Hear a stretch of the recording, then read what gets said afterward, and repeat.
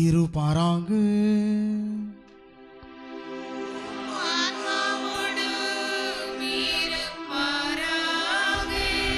மத்திய எழுதிய தூய நற்செய்தியிலிருந்து வாசகம்.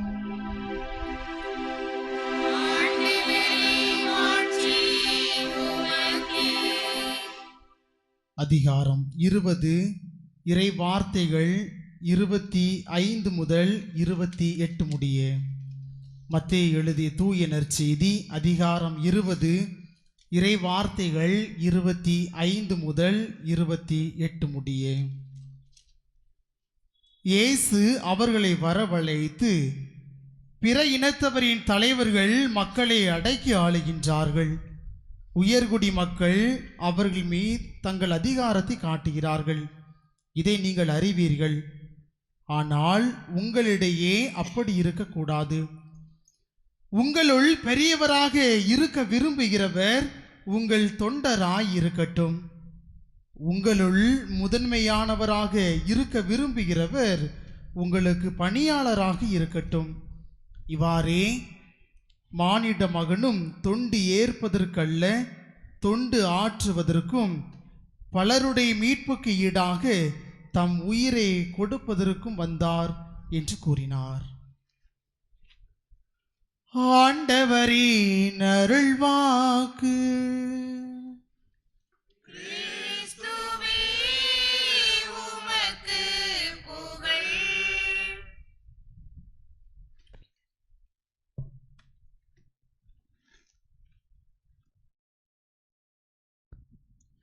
அன்பு மக்களே, எல்லாரும் நல்லா இருக்கீங்களா?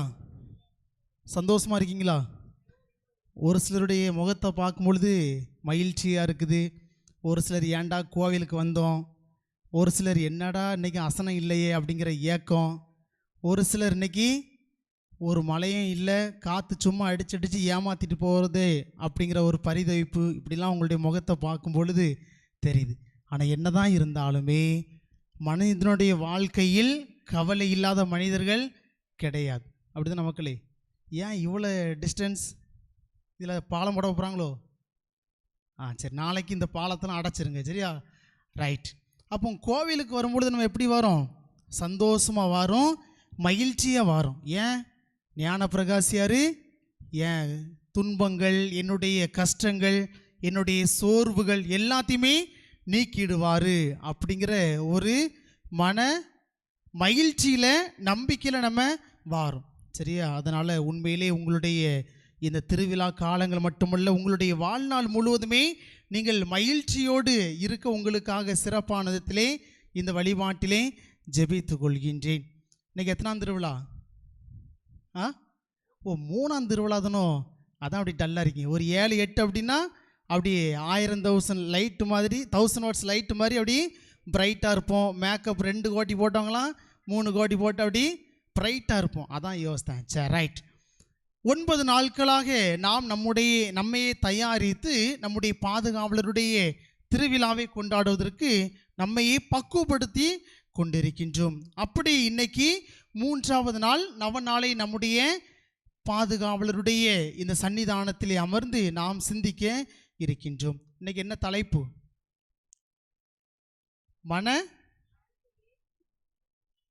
மனத்தாழ்மையே உண்மையான ஞானம் அப்படிங்கிறது தான் இன்னைக்குள்ள தலைப்பு. கோவிலுக்கு உள்ள பிரசங்கம் வைக்கிறது ரொம்ப ஈஸி. ஏன் தெரியுமா? கைக்கும் வேலை இருக்காது, வாய்க்கும் வேலை இருக்காது. ஆனால் கோவிலுக்கு வெளியே பிரசங்கம் வைக்கிறது ரொம்ப கஷ்டம். ஏன் அப்படின்னா கைக்கு வேலை இருக்கும். எங்கே வேலை இருக்கும்? கீழே இருக்கிற மண்ணுலாம் அப்படியே ஒரு பெரிய பொட்டாலுமே நம்ம கூட்டிடுவோம். பிரசங்கம் எல்லாம் வழிபாடெல்லாம் முடியிருக்குள்ள ஒரு பெரிய மணல் திட்டையை நம்ம கூட்டிடுவோம். அதனால தான் நான் அங்கே நின்று பிரசங்கம் வச்சு கவனிக்க மாட்டீங்க அப்படிங்கிறக்காக தான் இங்கே வந்திருக்கேன். சரியா மகளே? ஒரு சில நிமிடங்கள் நம்ம 2 பேருமே இணைந்து இன்னைக்குள்ள இந்த தலைப்பை நாம் சிந்திக்க இருக்கின்றோம்.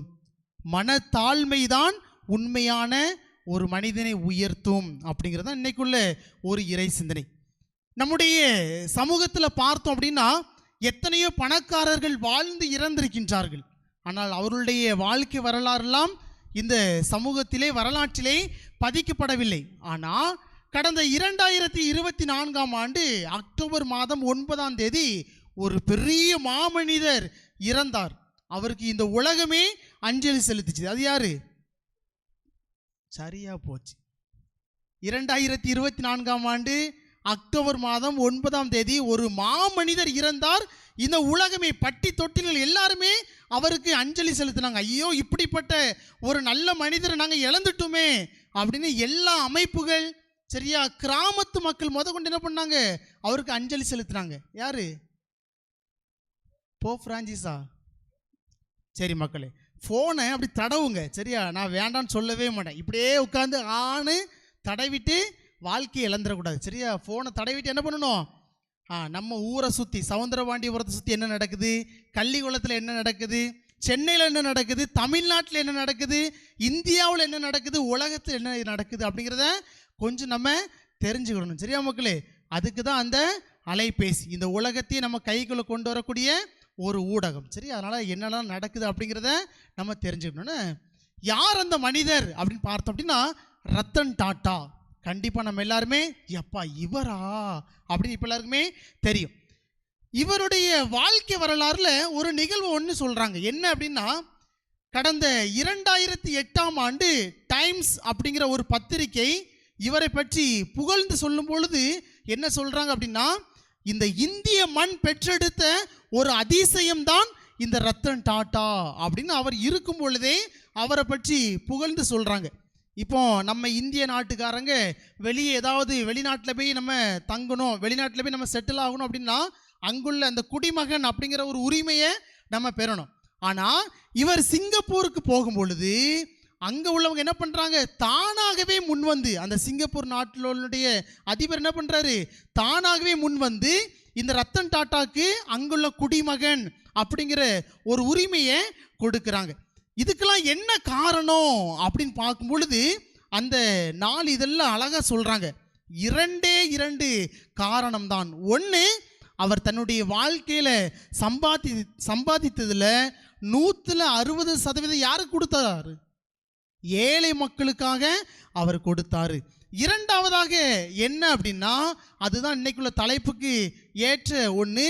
என்ன அப்படின்னு பார்க்கும் பொழுது அவர் தன்னுடைய பணியாளர்கள் யாரையுமே, அவன் வேலைக்காரன் பணியாளர் அப்படின்னு அவர் யாருமே பாகுபாடு பார்த்தது கிடையாது. எல்லாருமே சமமாக அவர் மதித்து தன்னையே அவர் முழுமையாக தாழ்த்தி அவர்களோடு ஒருவராக இருந்து அவர் பணி செய்தார் அப்படிங்கிறது அந்த நாள் இதில் அழகாக குறித்திருந்தார்கள். அதுதான் அவருடைய வாழ்க்கையிலே இந்த அளவிற்கு ஒரு சிறந்த உயர்ந்த இடத்தை கொடுத்தது அப்படின்னு ரத்தன் டாட்டாவினுடைய வாழ்க்கை வரலாறு நமக்கு சொல்லுது. இன்னைக்கு பார்த்தோம் அப்படின்னா இந்த டாட்டா கம்பெனியில் பார்த்தோம் அப்படின்னா இன்னைக்கு அது வாகனமாக இருக்கட்டும், எதுவாக இருக்கட்டும், இந்த டாட்டா அப்படிங்கிற கம்பெனியில் ஒரு சிறந்த இடத்தை பெற்றிருக்குது. அது பெரிய பெரிய வாகனங்களாக இருக்கலாம் அல்லது 4 சக்கர வாகனங்களாக இருக்கலாம். எல்லாமே இவருடைய ஒரு ஞானத்தினால உருவாக்கப்பட்டது. ஒரே ஒரு காரணம், அவர் தன்னுடைய வாழ்விலே தன்னை தாழ்த்தி கொண்டார். அதுதான் அவர் ஒரு சிறந்த ஞானத்தை பெறுவதற்கு தூண்டுதலாக இருந்துச்சு அப்படின்னு அவருடைய வாழ்க்கை வரலாறு நமக்கு சொல்லுது. இந்த சமூகத்தில் மட்டுமல்ல, விவிலியத்தில் கூட நம்ம ஒரு சில மனிதர்கள் நம்ம பார்க்குறோம். விசுவாசத்தின் தந்தை அப்படின்னு நம்ம யாரை சொல்லுவோம், ஆபிரகாம், சரியா? ஆபிரகாமை பார்த்தோம் அப்படின்னா அவர் ஒரு பெரிய இனத்தினுடைய ஒரு தலைவர். அதனால தான் நம்ம புதிய ஏற்பாட்டிலலாம் பார்த்தோம் அப்படின்னா நாங்கள் யாருடைய வழிமரபினர் சொல்லுவாங்க, ஆபிரகாமின் வழிமரபினர் அப்படின்னு இயேசு சொல்றதுக்கெல்லாம் எதிராக மக்கள் ஒரு சில கொள்கைகளை ஒரு சில இடங்களில் சொல்லுவாங்க. காரணம் என்ன அப்படின்னா, ஆபிரகாம் ஒரு பெரிய இனத்தினுடைய ஒரு தலைவராக இருக்கின்றார். ஆனால் இந்த சோதோம் கொமோரா இந்த 2 பகுதியும் என்ன செய்வாங்க, கடவுளுக்கு எதிராக செயல்படுவாங்க. அப்போ கடவுள் என்ன பண்ணுவார், இந்த 2 ஊர்காரனையும் நான் அழிக்க போகிறேன் அப்படின்னு சொல்லும் பொழுது ஆபிரகாம் என்ன செய்வார், கடவுள்கிட்டையே அவர் கேள்வி கேட்பார். ஐயோ, நான் சாம்பலும் புழுதியுமானவன் ஆண்டவரை, நான் உம்மை எதிர்த்து கேள்வி கேட்கக்கூடிய அளவிற்கு நான் துணிந்து விட்டேனே அப்படின்னு அவர் என்ன பண்ணுவார், கடவுளுக்கு முன்னிலையிலே தன்னை தாழ்த்தி கொள்வார். அந்த மக்களை அழிச்சிடாதங்க அப்படின்னு அவர் கடவுளுக்கு முன்னிலையிலே அவர் தன்னை தாழ்த்தி கொண்டார். அதனால்தான் விசுவாசத்தின் தந்தை அப்படிங்கிற ஒரு மகுடத்தை அவர் பெற்றார் என்று விவிலிய ஆசிரியர்கள் ஒரு விளக்கத்தை கூறுகின்றார்கள். அதே போல அரசர் நேபுகத்நேசர் கண்டிப்பாக அவரை பற்றி நமக்கு அவரை பற்றி கண்டிப்பாக தெரிஞ்சிருக்காது. நான் சொல்கிறேன், தானியேல் அதிகாரம் 5:18 வாசித்து பார்த்தோம் அப்படின்னா, யார் இந்த நேபுகத்நேசர் அப்படிங்கிறதுக்கு ஒரு அழகான ஒரு வரலாறு பதிக்கப்பட்டது. யார் அப்படின்னு பார்த்தோம் அப்படின்னா, இவர் பெரிய ஒரு அரசர், சரியா? ஆனால் கடவுள் போட்ட ஒரு பிச்சையினால தான் இவர் என்ன பண்ணுவார், அரசராக இருப்பார்.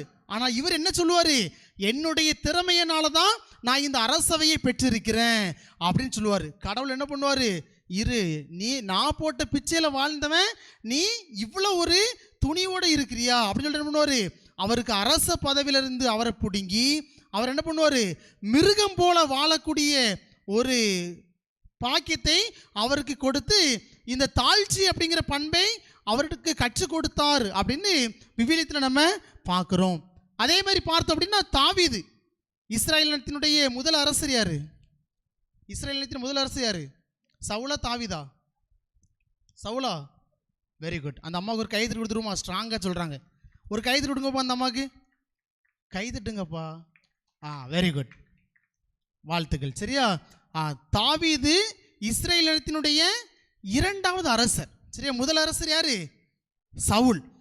ஆனால் சவுல் என்ன பண்ணுவார், கடவுள் அவர்கிட்ட இருக்கக்கூடிய ஒரு சில கெட்ட பண்புகளால் இந்த அரியணையை அரசவை என்ன பண்ணுவார், அவர்கிட்ட இருந்து பிடுங்கி தாவீதுகிட்ட கொடுப்பார்.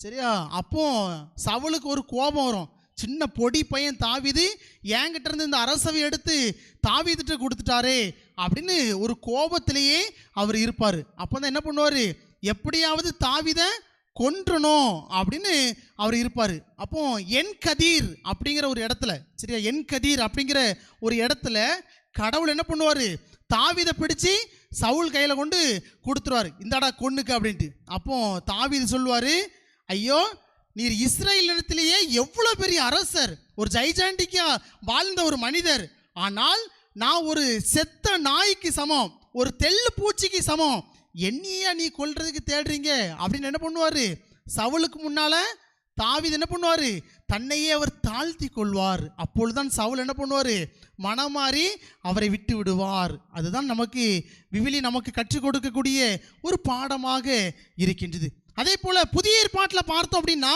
இந்த தாழ்ச்சிக்கு ஒரு அழகான ஒரு மனிதர் எடுத்துக்காட்டாக இருக்கார். ஒவ்வொரு திருப்பலியிலும் நம்ம சொல்லுவோம்ல, நற்கருணை வாங்குறதுக்கு முன்னால, ஆண்டவரே தேவரீர் என்னுடைய உள்ளத்தில் வர நான் தகுதியற்றவன். இந்த வார்த்தை யார் சொன்னா? அலைசீசா யார் சொன்னா? நூற்றுவன் தலைவன். சரியா? நூற்றுவன் தலைவன் சொல்லுவான். அவருடைய மகனை குணப்படுத்துவதற்காக இயேசு போவார். அப்போ இவன் என்ன சொல்லுவான், நூற்றுவன் தலைவன் அப்படிங்கிறவன் இப்போ நம்ம நாட்டில் பிரதமர் மாதிரி, அந்த நாட்டில் ஒரு பெரிய, இயேசு வாழ்ந்த காலத்தில் ஒரு பெரிய அரசர் மாதிரி. சரியா? ஆனால் அவன் என்ன செய்வான், அவன் இயேசுக்கு முன்னால் தன்னை தாழ்த்தி கொள்வான். ஆண்டவரே நீர் என்னுடைய இல்லத்திற்கு வர நான் தகுதியற்றவன். அப்பொழுது இயேசு என்ன பண்ணுவார், அந்த மகனுக்கு சுகம் கொடுத்தார் அப்படின்னு விவிலியம் நமக்கு கற்றுக் கொடுக்கிறது. அப்போ சமூகத்திலும் ஒரு சில மனிதர்கள் இந்த தாழ்ச்சிக்கு எடுத்துக்காட்டாக இருக்கிறாங்க. விவிலியமும் ஒரு சில மனிதர்களில் இந்த தாழ்ச்சிக்கு எடுத்துக்காட்டாக இருக்கின்றார்கள். அப்போ இன்னைக்கு நம்முடைய வாழ்க்கையில் நாம் எப்படி தாழ்ச்சியோடு இருக்க வேண்டும், நம்முடைய வாழ்விலே நாம் தாழ்ச்சியாக இருப்பதற்கு நம்முடைய பாதுகாவலர் ஞான பிரகாசியார் நமக்கு என்ன சொல்லி தாரார் அப்படிங்கிறத நம்ம இன்னைக்கு சிந்தித்து பார்க்க வேண்டும். அப்படி பார்க்கும் பொழுது ஒரு 2 பண்புகளை நம்முடைய வாழ்க்கையிலே நாம் உருவாக்கி கொண்டோம் என்றால் நாமும் தாழ்ச்சி நிறைந்தவர்களாக இருக்க முடியும் அப்படிங்கிறதான் நம்முடைய பாதுகாவலர் இன்னைக்கு நமக்கு கற்றுக் கொடுக்கின்றார். முதலாவதாக பார்க்கின்ற பொழுது ஆணவத்தை அழிக்க வேண்டும். நம்முடைய ஆணவம் தான் நம்முடைய தாழ்ச்சிக்கு இடையூறுதலாக இருக்கிறது. கடந்த 1912ஆம் ஆண்டு ஒரு பெரிய நிகழ்வு ஒன்று நடந்துச்சு. ஏப்ரல் 15ஆம் நாள் இந்த உலகமே எட்டி பார்த்துச்சு இந்த நிகழ்வை. என்ன நிகழ்வு? ஃபாதர் சத்த கட்டாமல் வந்திர பிரசங்க வச்சிர காரை எடுத்துகிட்டு ஓடிரும், சும்மா கேள்விலாம் எங்கள்கிட்ட கேட்கக்கூடாது அப்படி சொல்கிறீங்களா மக்களே? என்ன நிகழ்வு நடந்துச்சு 1912ஆம் ஆண்டு ஏப்ரல் 15? என்ன நிகழ்வு நடந்துச்சு? சொல்கிறவங்களுக்கு பரிசு கொடுத்துருவோமா? சொல்கிறவங்களுக்கு ஐஃபோன் பரிசு கொடுத்துருவோமா? உங்கள் சேஸ் ஃபாதர் வந்து பிறகு வர தருவாங்க. சரியா? சொல்கிறவங்களுக்கு ஐஃபோன் பரிசாக கொடுக்கணும்னு சொல்லிடுவோமா? சரி சொல்லிடுறேன், நானே சொல்லிடுறேன். சரியா? டைம் ஆகிட்டுருக்கு. டைட்டானிக் கப்பல் நிகழ்வு. கண்டிப்பாக நீங்கள் கேள்விப்பட்டிருப்பீங்க, படத்தையும் வச்சு நம்ம அதை பார்த்துருப்போம். இந்த டைட்டானிக்கினுடைய கப்பல் நிகழ்வில் ஒரு உண்மை சம்பவம்னு சொல்கிறாங்க. இந்த டைட்டானிக் கப்பல் RMS அப்படிங்கிற ஒரு நிறுவனம் தான் இந்த டைட்டானிக் கப்பலை செய்யுது. இந்த டைட்டானிக் கப்பல் மறுநாள் பரிசோதிப்பதற்காக கடலில் இடப்பட வேண்டும். அதுக்கு முந்தின நாள் இந்த ஸ்மித் அப்படிங்கிற இந்த கப்பலினுடைய கேப்டன் சொல்கிறார், இந்த உலகத்தில் எவ்வளோ கப்பல்கள் இருக்கிறது, எவ்வளோ சொகுசு மிகுந்த கப்பல்கள்லாம் உருவாக்கி இருக்கிறாங்க. ஆனால் இதை போல ஒரு சொகுசு நிறைந்த கப்பலை இதற்கு பிறகு இந்த உலகிலே யார் நினைத்தாலும் எத்தனை நூற்றாண்டுகள் கடந்தாலும் உருவாக்க முடியாது. அப்படிப்பட்ட சொகுசு உள்ள கப்பல் தான் இந்த கப்பல் அப்படின்னு அவர் ரொம்ப பெரிய ஆணவத்தில் அவர் என்ன பண்ணுறாரு, பேசுகிறார். மறுநாள் இந்த கப்பல் தன்னுடைய சோதனை ஓட்டத்தை தொடங்குது. இந்த கப்பல் ஸ்டார்ட் ஆகி 2 மணி நேரம் 40 நிமிடத்திலேயே 1635 மக்களை பலி கொடுத்தது அப்படிங்கிறது இந்த டைட்டானிக் கப்பலினுடைய அந்த ஒரு நிகழ்வு நமக்கு கற்றுக் கொடுக்கிறது. இங்கிலாந்திலிருந்து அமெரிக்கா, சவுத்தாம்டன்லேருந்து நியூயார்க் நகரை நோக்கி இந்த கப்பல் பயணிக்கின்றது. 2.25 நேரத்தில் 1635 பேரை இந்த கப்பல் பலி கொடுத்தது அப்படிங்கிறது இந்த நிகழ்வு நமக்கு கற்றுக் கொடுக்குது. ஒரு சில போதகர்கள் சொல்கிறாங்க, இந்த கப்பலினுடைய விபத்துக்கு முழு காரணமே அந்த கேப்டனினுடைய ஆணவம் நிறைந்த வார்த்தைகள் தான் காரணம் அப்படின்னு சொல்கிறாங்க. உண்மையிலே பார்த்தோம் அப்படின்னா விவிலியத்தில் கூட நம்ம பார்க்குறோம். விவிலியத்தில் கூட நம்ம பார்த்தோம் அப்படின்னா பாபேல் கோபுரத்தை பற்றி நம்ம எல்லாருமே அறிஞ்சிருப்போம். தொடக்க நூல் அதிகாரம் 11 வசனம் 1லிருந்து 9 வரைக்கும் நீங்கள் வாசித்து பார்த்தீங்க அப்படின்னா இந்த பாபேல் கோபுரத்தை பற்றி நமக்கு அழகாக தெரியும். அதாவது என்ன அப்படின்னா, இவங்க மக்கள் என்ன பண்ணுவாங்க, கடவுளுக்கு இணையாக ஒரு கோபுரத்தை கட்டி அழகு பார்க்க வேண்டும் அப்படின்னு இந்த மக்கள் நினைப்பாங்க. கடவுள் தான் அவருக்கு வாழ்க்கையை கொடுத்துருக்கிறார், கடவுள் தான் படைத்திருக்கின்றார். ஆனால் இந்த மக்கள் என்ன பண்ணுவாங்க, கடவுளுக்கு இணையாக நாம் கோபுரத்தை கட்டி அழகு பார்க்க வேண்டும் நம்முடைய திறமையினால் அப்படின்னு நினைக்கும் பொழுது தான் கடவுள் என்ன பண்ணுவார், அவங்க மத்தியிலே பிளவை உண்டாக்கி அவர்களை ஒன்றுமில்லாமல் ஆக்கினார் என்று இந்த பாபேல் கோபுரத்தினுடைய இந்த நிகழ்வு நமக்கு கற்றுக் கொடுக்கின்றது. நம்முடைய பாதுகாவலர் புனித ஞானப்பிரகாசியருடைய வாழ்க்கையில் கூட நம்ம பார்க்குறோம். புனித ஞானப்பிரகாசியருடைய வாழ்க்கையில் அவர் வாழ்நாள் முழுவதுமே தாழ்ச்சியோடு செயல்பட்டார். ஒரு அரச குடும்பத்தில் அவர் பிறக்கிறாரு. அவருடைய பள்ளி பருவத்திலேயே தன்னோடு படிக்கக்கூடிய சகோதர சகோதரிகள், படிப்பு முடியாதவங்களுக்கு என்ன பண்ணுறாரு, அவர் சொல்லி கொடுக்குறாரு. அவர் ஒரு இளவரசர், சரியா, அரச குடும்பத்தில் பிறந்தார் அப்படின்னா ஒரு இளவரசராக இருக்கக்கூடிய அந்த தருவாயில் கூட என்ன பண்ணுறாரு, தன்னையே அவர் தாழ்த்தி கொண்டு எல்லோருக்குமே கற்றுக் கொடுத்தார் அப்படின்னு தான் அவருடைய வாழ்க்கை வரலாறு நமக்கு கற்றுக் கொடுக்கிறது. அதே போல் 1576 தன்னுடைய தம்பி ரெடால்ஃபோவுடன் ஃப்ளோரன்ஸோ என்ற ஒரு இடத்துக்கு அவர் செல்றாரு. அங்கே பார்த்தோம் அப்படின்னா முதலாம் பிரான்சிஸ்கா அவையிலே சேர்ந்து அவர் என்ன பண்ணுறாரு, ஒரு 2 ஆண்டு படித்து கொண்டிருக்கின்றார். அப்பொழுது அவருக்கு சிறுநீரக பிரச்சனை ஏற்படுது. அப்போ அவரே மருத்துவமனைக்கு சிகிச்சைக்காக தான் போகிறாரு. அவருக்கு சிகிச்சை கொடுத்து அவருக்கு சரியாயிருது. ஆனால் என்ன பண்ணுறாரு, அங்கே இருக்கக்கூடிய மற்ற நோயாளிகளுக்கெல்லாம் அவர் முழந்தால் படியிட்டு ஜெபித்தார் அப்படின்னு தான் அவருடைய வாழ்க்கை வரலாறு நமக்கு கற்றுக் கொடுக்குது. இன்னைக்கு ஒரு அரச குடும்பத்தில் பிறந்தவங்க சாதாரண பணியாளரை மதிப்பாங்களா? நம்மளே எடுத்துக்கிடுவோமே. ஒரு சிலர்லாம் என்ன பண்ணுவோம், ஒரு சில நிறுவனங்களில் மேனேஜராக இருப்போம், ஒரு சில நிறுவனங்களில் தலைவராக இருப்போம். நமக்கு கீழே உள்ள பணியாளர்களை நம்ம மதிப்போமா? அவர்களோடு இருந்து சாப்பிடுவோமா? முதல்ல சாப்பிடுவோமா?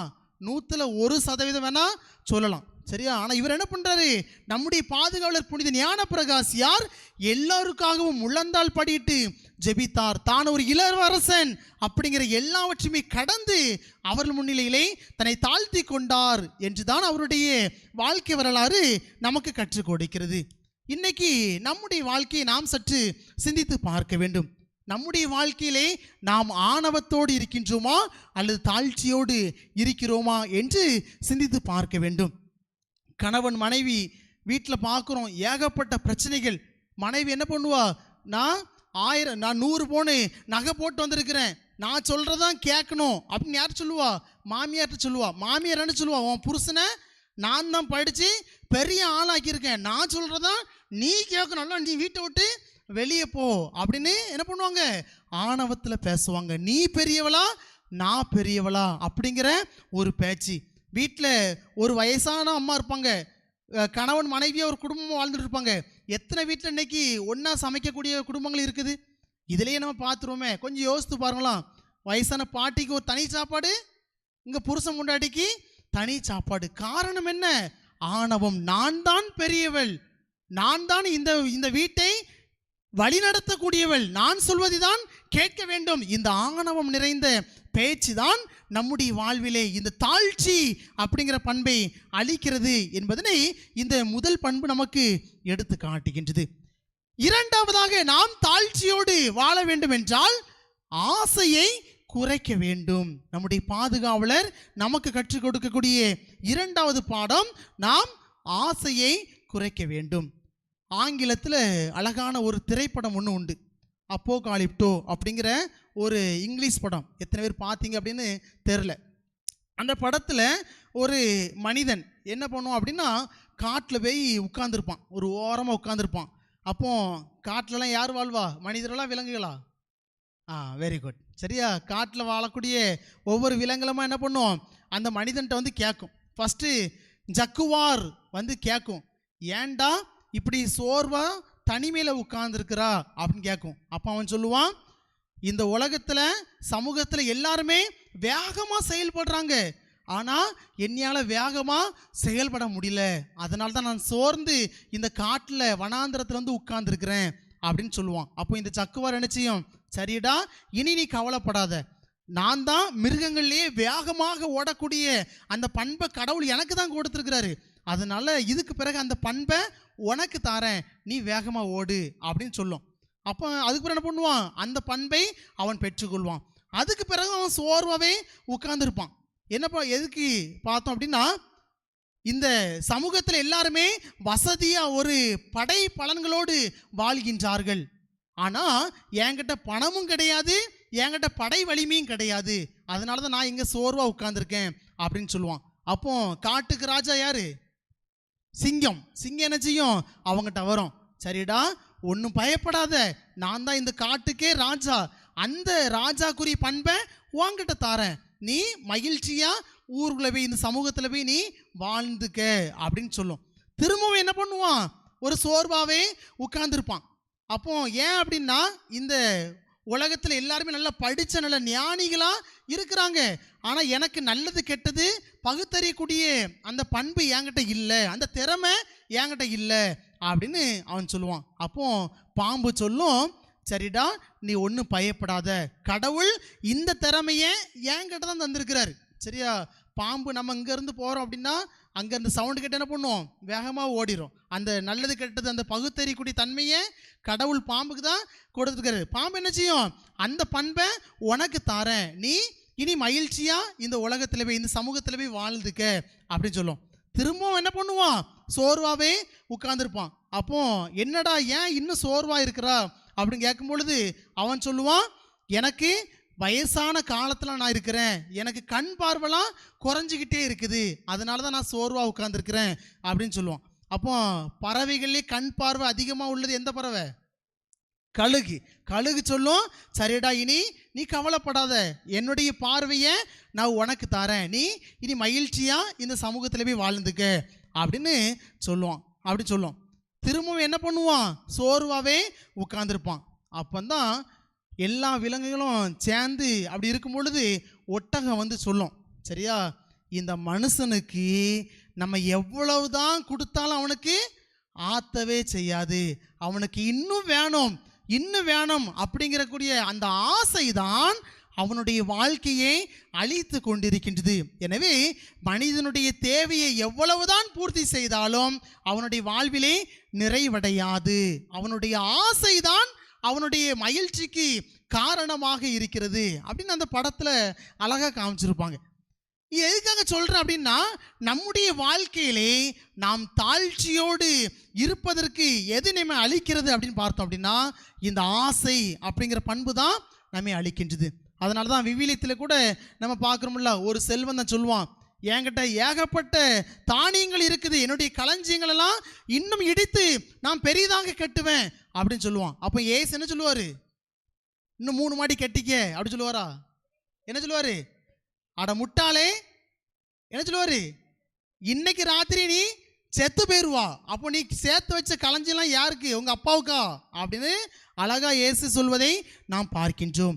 அதே போல மத்தேயு நற்செய்தி அதிகாரம் 20 28 வரைக்கும் நம்ம வாசித்து பார்த்தோம் அப்படின்னா, செபதேவின் மனைவி அழகா சொல்லுவா, சரியா, தன்னுடைய 2 குழந்தைகளை கூட்டிட்டு வந்துட்டு இயேசு கிட்ட சொல்லுவா, சரியா, நீங்க ஆட்சி உரிமை பெறும்பொழுது என்ன பண்ணுவாங்க? ஒருத்தர் வலதுபுறம் ஒருத்தர் இடதுபுறத்துக்குரிய அந்த ஒரு பதவியை கொடுங்க. அவளுடைய ஆசையை பாருங்க, இயேசுவோட தான் இருக்கிறாங்க, அழகா இருந்திருக்கலாம்ல. அவளுடைய ஆசையினால இயேசு அழகா நறுக்குன்னு கேள்வி கேட்பார். இது ஒரு துன்பம் நிறைந்த ஒரு பாதை அப்படின்னு கூறுவதை நாம் பார்க்கின்றோம். ஆசை நம்முடைய தாழ்ச்சிக்கு தடங்களாக இருக்கிறது என்பதற்கு இது ஒரு சான்றாக இருக்கிறது.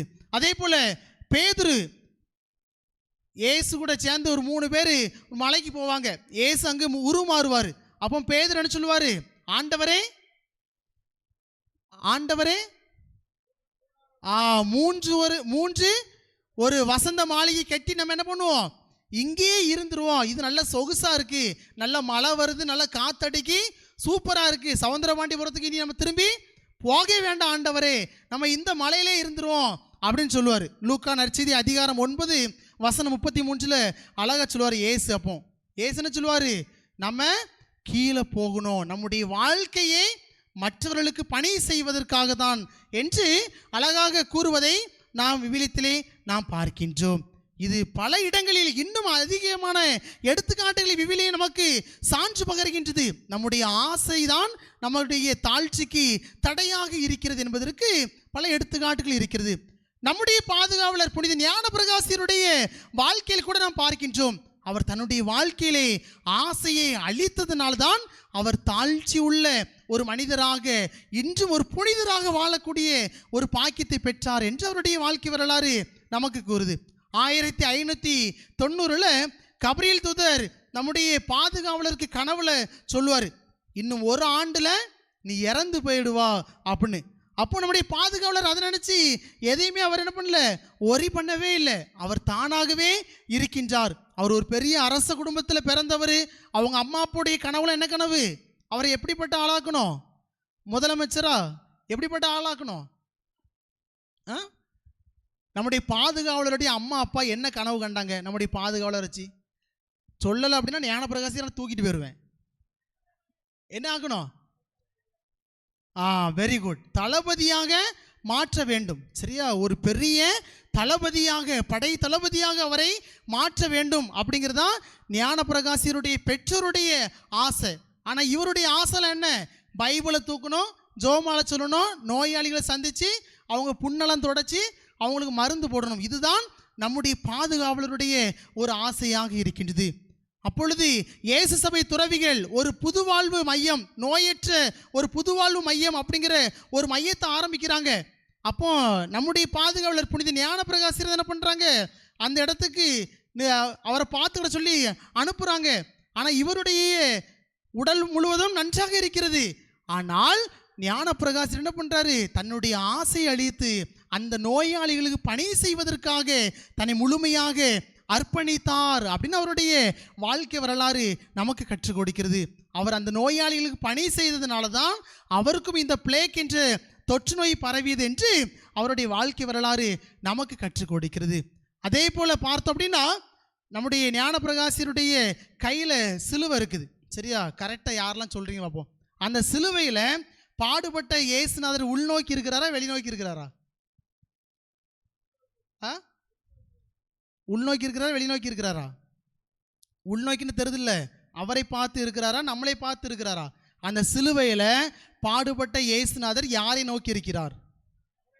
அவரை நோக்கி இருக்கின்றார். இதை எதை சுட்டி காட்டுகிறது என்று பார்க்கின்ற பொழுது, இயேசுவை போல நான் வாழ வேண்டும். சரியா, இயேசுவை போல நான் வாழ வேண்டும், இயேசுவை போல நீங்கள் வாழ வேண்டும் என்று அவர் தன்னுடைய கையில் உள்ள சிலுவையோ அல்லது ஜோமலையை வச்சு அவர் சொல்லலை, தன்னுடைய வாழ்க்கை பார்த்து இந்த மக்கள் மாற வேண்டும், இயேசுவாக மாற வேண்டும் என்பதனை சுட்டி காட்டுவதற்காக என்ன பண்றாரு?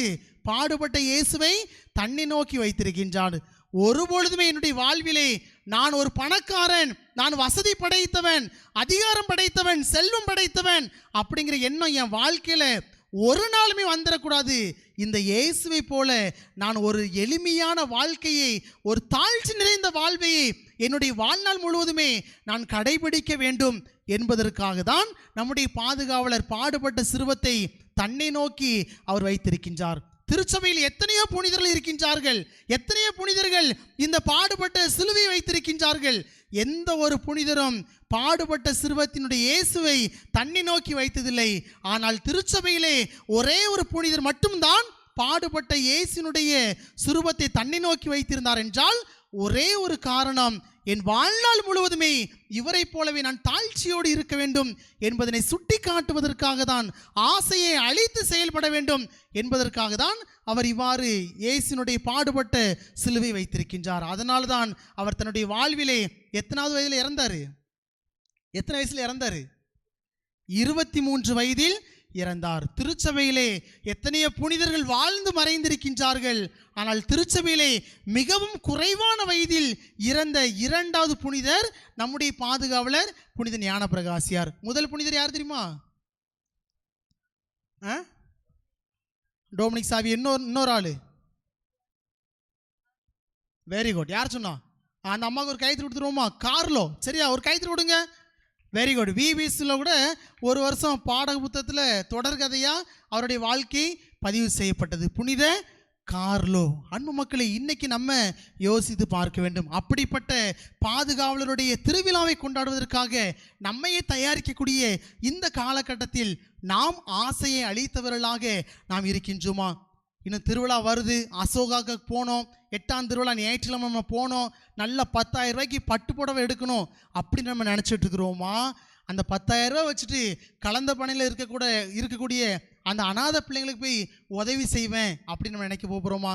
நல்ல நகை ஒரு 5,000 ரூபா குறைஞ்சிருக்கு, இன்னொரு 10 பவுன் எடுத்து ஜகன்னு கொஞ்சம் கவரிங்க போட்டு 10ஆம் திருவிழாக்கு காலையில் பலன்ட்டு வந்து விண்மீன் டிவியில் பளிச்சுன்னு நிற்க போகிறேன் அப்படின்னு நம்ம கனவு கண்டுட்டு இருக்கிறோமா?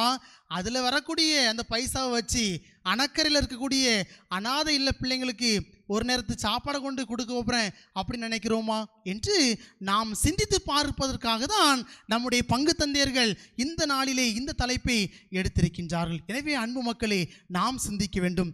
உண்மையிலே நம்முடைய மனத்தாழ்மைதான் ஒருவனை ஒரு உயர்ந்த ஞானியாக மாற்றும் என்பதற்கு ஒரு சிறந்த எடுத்துக்காட்டு நம்முடைய பாதுகாவலர் புனித ஞானப்பிரகாசியார் விளங்குகின்றார்.